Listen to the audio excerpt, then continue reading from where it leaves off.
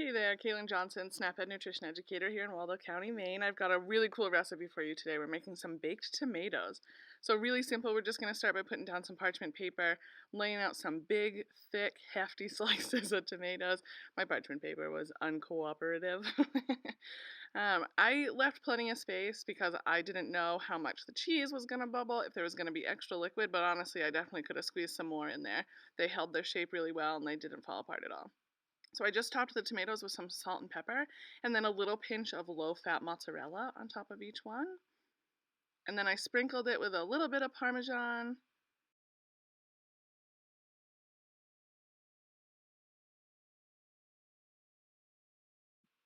That wasn't working so well, so I grabbed a spoon. That made it much, much easier.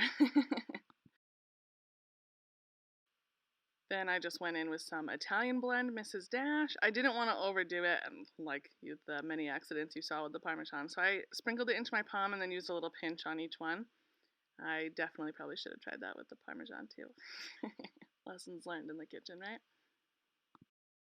Once they were all evenly sprinkled and spiced and I made sure there wasn't too much left to burn on the pan, I just put them in the oven. I can't exactly remember how long, so check the description box for the link with the recipe.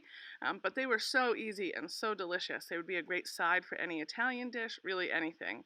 An easy way to add vegetables to the plate. Well, thanks so much for watching, and as always, head to mainsnaped.org for more. Thanks so much. Bye-bye.